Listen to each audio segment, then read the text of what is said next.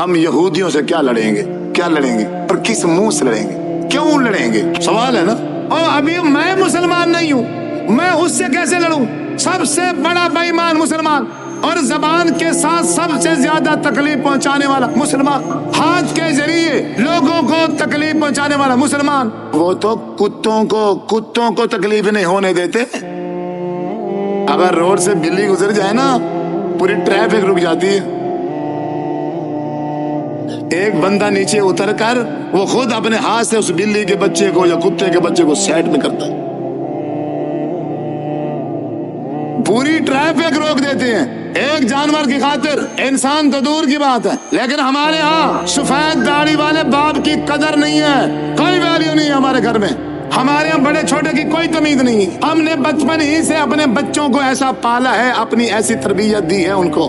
میری تربیت تھی نہیں، ابھی میری تربیت ہونی تھی اور میرے بچے پیدا ہو گئے۔ اب جو کچھ میں نے سیکھ رکھا تھا بچوں نے وہی سیکھنا ہے۔ یا تو پھر میں ایک لمحہ بیچ میں رک کر تنہا بیٹھ کے اپنے گربان میں جھانک کے، اے یار میں یہ کیا کر رہا ہوں، میری فلاں عادت بری ہے، میری فلاں عادت بری ہے، میری فلاں عادت غلط ہے۔ خواہش ہر باپ کی یہی ہے، یار میرے بچوں میں نا بری عادت نہ آ جائے، میرے بچے نیک بن جائیں، میرے بچے کسی کے ساتھ نہ لڑیں، میرے بچوں کی زبان صاف ہو، میرے بچے اتنے اچھے ہوں۔ ہر بندے کی خواہش ہے، لیکن وہ صرف خواہش ہی ہے۔ کیوں؟ یہ بچے اس وقت نیک بنیں گے جب باپ نیک بن جائے گا، یہ بچے اس وقت نیک بنیں گے جب ماں نیک بن جائے گی۔ تو اس لیے میرے بھائیوں، اگر یہ زبان ہمارے کنٹرول میں نہیں ہے تو ہم جنت نہیں جا سکتے۔ اور اس صحابی نے پھر کھڑے ہو کے کہا، اے اللہ کے رسول، ہمارے اسی علاقے میں ایک ایسی خاتون ہے، نماز پڑھتی ہے لیکن وہ نوافل اتنے ادا نہیں کر سکتی، بیچاری غریب ہے، اتنا اللہ کے راستے میں خرچ بھی نہیں کر سکتی، پنیر کے چند ٹکڑوں سے اللہ کے راستے میں وہ خرچ کرتی ہے، معمولی سا خرچ کرتی ہے، لیکن زبان اتنی اچھی ہے کہ اس کے علاقے والے رہنے والے سارے اس کے اخلاق کی وجہ سے، اس کے زبان کی وجہ سے اس پہ راضی ہیں۔ حضور صلی اللہ علیہ وسلم نے فرمایا یہ عورت جنت میں جائے گی۔ آپ جتنے بھائی مسجد میں بیٹھے ہو، ناراض نہ ہونا۔ آپ کے رشتے دار آپ پہ راضی؟ بتاؤ، آپ کے رشتے دار آپ پہ راضی؟ آپ کے ہمسائے آپ پہ راضی؟ پوری مسجد میں ایک بندہ ہاتھ کھڑا کر دے میں صحیح معنی میں مسلمان ہوں، میں اپنے ہاتھ کے ساتھ بھی اور اپنی زبان کے ساتھ بھی کسی کو تکلیف نہیں پہنچائی، ایک بندہ ہاتھ کھڑا کر دے، کرو کوئی ایک، تو کس سے لڑو گے؟ یہودیوں سے لڑو گے؟ یہودیوں سے مسلمان لڑیں گے؟ ابھی دیر ہے، ہم اپنی پٹڑی سے اتر گئے ہیں، دین تو دور ہے، ابھی تو دین کی میں نے بات ہی نہیں کی، ابھی تو صرف اپنی بات کر رہا ہوں کہ ہم کیا مسلمان ہیں بھی صحیح؟ صرف اشہد ان لا الہ الا اللہ و اشہد ان محمد عبدہ رسولہ کہہ کے بس۔ اس کے بعد عملی زندگی کیا ہے؟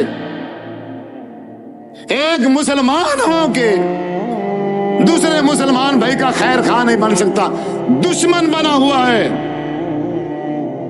ایک دوسرے سے سلام کر کے راضی نہیں ہے، یہ لوگ نفرت کی آگ ہے ان کے دلوں میں، یہ ایک دوسرے کو کافر سمجھتے ہیں،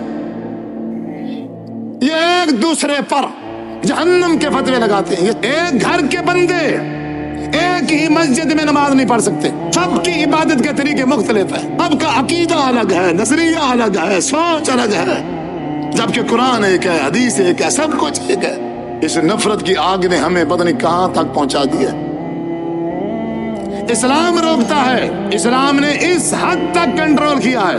مسند احمد کی حدیث ہے، آپ صلی اللہ علیہ وسلم نے فرمایا، دو بھائی تھے، ایک نمازی تھا، عبادت گزار تھا، ایک شرابی تھا، اللہ کا نافرمان تھا، نماز نہیں پڑھتا تھا۔ حالت یہ ہوئی ایک دن نمازی نماز میں مصروف ہے، میں نمازیوں سے مخاطب ہوں، میری یہ بات نمازیوں سے ہے، جو 5 وقت کے نمازی ہیں میں یہ بات ان کے لیے کر رہا ہوں، جو ابھی 5 وقت کے عادی نہیں ہیں ان کے اندر تو ابھی اسلام آیا ہی نہیں ہے، 5 وقت کے جو نمازی ہیں میں ان سے مخاطب ہوں۔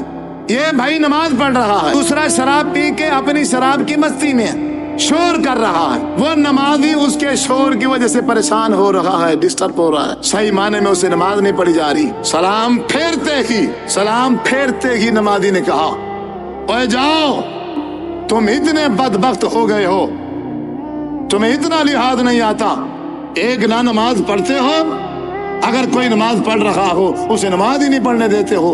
और जा तू इतना बदबख्त है कि तुझे अल्लाह ताला माफ नहीं करेगा।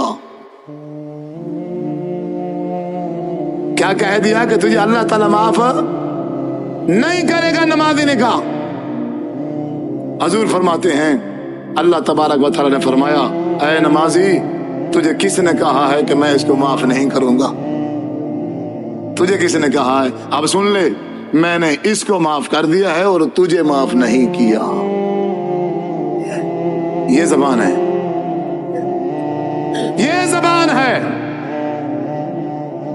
एक लफ्ज ने जन्नती से जहन्नमी कर दिया।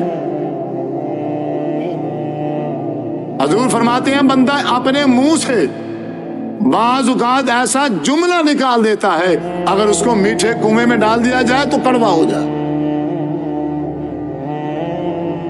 फरमाया बंदा सारी जिंदगी अमल करता है, नेक अमल करते करते करते करते करते हालत यह है कि बंदा अमाल कर करके जन्नत के किनारे पे है, जन्नत के किनारे पे। अब इसने जन्नत में जाना है, लेकिन मरने से पहले अपने मुंह से ऐसा जुमला निकाल देता है जहरीला, गंदा, बुरा, जिसकी वजह से हजूर फरमाते हैं अल्लाह ताला फरिश्तों से कहता है इसको जन्नत के किनारे से उठा के जहन्नम में फेंक दो। बंदा सारी जिंदगी बुरे काम करता है, बुरे काम कर करके जहन्नम के किनारे पे आ गया है। मरने से पहले अपने मुंह से जुमला ऐसा निकाल देता है मीठा, अच्छा, अल्लाह अकबर, कि अल्लाह ताला फरिश्ते से हुक्म करता है इसको जहन्नम के किनारे से उठा के जन्नत में दाखिल कर दो। हम किसी को क्या दे सकते हैं? और हमारे पास है ही क्या देने के लिए? हम किसी को क्या दे सकते हैं? हमारे पास है ही क्या किसी को देने के लिए? और कम से कम 2 मीठे बोल ही दे दो, इतना तो दे ही सकते हैं ना। लेकिन कैसे? इन मौलवियों ने आग लगा दी है, ये बरेलवी है और ये वो देवबंदी है और ये वहाबी और वो शी है। आओ क्या कर लो, और सबकी एक दूसरे के पीछे नमाज नहीं होती। सख्ती के साथ मना किया हुआ इसको सलाम नहीं करना, सख्ती के साथ मना किया हुआ इनका रिश्ता नहीं देना, इनकी दावत में नहीं जाना, इनकी खुशी गमी खजा। ये सिर्फ नाम के मुसलमान हैं, ये हजूर के गुस्ताख है नाउज़ बिल्लाह। ये अंग्रेजों की पैदावार है, आओ ये यहूदियों की, यानी उसे बराह रास्त यहूदी कर दिया। उनकी पैदाइश का मतलब वो हिंदू है, वो यहूदी है। ये मुसलमानों का हाल है और ये इनके अल्फाज हैं। 5 वक्त के नमाजी अल्फाज ये है, 8 साल का कोर्स किया है आलिम बनने के लिए, 10 साल का, 12 साल का, और अल्फाज ये है। आपने कहा मेरी उम्मत में एक ऐसा वक्त आएगा, मेरी उम्मत के लोग अगर सुबह मुसलमान होंगे तो शाम को काफिर हो जाएंगे, अगर शाम को मुसलमान होंगे तो सुबह काफिर हो जाएंगे। वो कैसे? ये ज़बान है। मैंने कह दिया कि ये बंदा काफिर है, हजूर ने फरमाया है अगर वो काफिर नहीं है तो उसको काफिर कहने वाला पक्का काफिर है। मैंने कह दिया फलां बरेलवी जहन्नमी है, मिसाल के तौर पर, ये जहन्नम, ये जन्नत, ये कुफ्र, ये मुनाफिक। कोई मुसलमान किसी को मुनाफिक नहीं कह सकता, अगरचे उसने वो सारे मुनाफिकत वाले उयूब उसके अंदर देख लिए हैं, फिर भी नहीं कह सकता कि अदनान साजिद मुनाफिक है नाम लेके। कोई बंदा किसी को काफिर नहीं कह सकता। एक मुसलमान दूसरे मुसलमान को किसी बुरे अमाल की वजह से اور کوئی مسلمان کسی دوسرے مسلمان کو جنتی نہیں کہہ سکتا، اور کوئی مسلمان کسی دوسرے مسلمان کو جہنم کی سرٹیفکیٹ بھی نہیں دے سکتا۔ یہ چاروں چیزیں کس کے پاس ہیں؟ اللہ تعالیٰ نے اپنے پاس رکھی ہیں۔ یہ قرآن کافر کہے گا جس کو کہنا ہوگا، حضور صلی اللہ علیہ وسلم کا فرمان کافر کہے گا جس کو کہنا ہوگا۔ میں کسی کا نام لے کے اس پر کفر کا فتویٰ اگر میں نے لگا دیا تو سمجھو میرے ساری زندگی کی وہ نمازیں، وہ روزے، وہ زکوٰۃ، وہ سب کچھ، اگر وہ کافر نہیں ہے، اگر وہ کافر نہیں ہے تو پھر ایسے سمجھو میری ساری عبادت ختم ہو گئی اور میں کافر بن گیا۔